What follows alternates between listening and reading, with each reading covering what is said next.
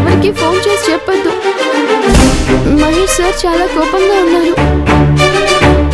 ఒకవేళ మీరు ఎవరికైనా చెప్తే అశ్విన్ చెప్పాడనుకుని మహేష్ సార్కి అశ్విన్ మీద కోపం రావచ్చు.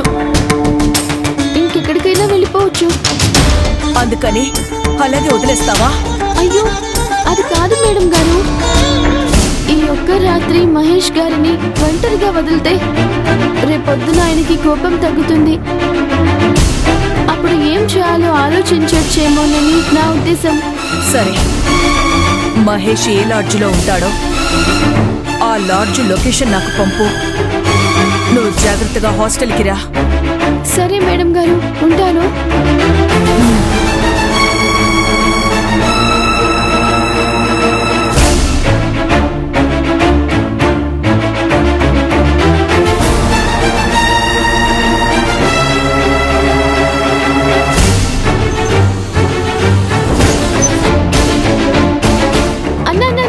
వాళ్ళు ఆపారు కదా అక్కడ.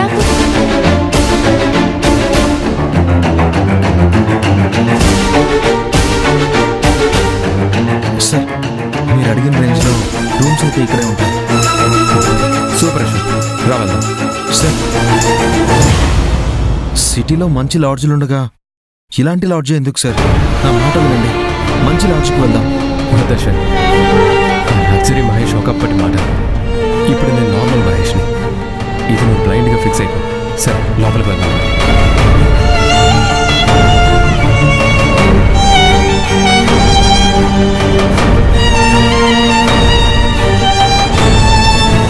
చెప్పండి సార్, ఏం కావాలి? సింగిల్ బెడ్ ఒకటి కావాలి. ఎంత అవుతుంది? 500 సార్, కానీ ఖాళీ లేవు. డబుల్ బెడ్రూమ్స్ మాత్రమే ఉన్నాయి. 750 రూపీస్. సింగిల్ బెడ్ ఉంటే కొంచెం చూడండి. నిజంగా లేవు సార్, అన్నీ ఫుల్ అయిపోయాయి. అసలు పర్లేదులే, నాకు డబుల్ బెడ్ ఓకే, తీసుకో. ఓకే సార్, అది ఒకసారి చూసి రావచ్చా?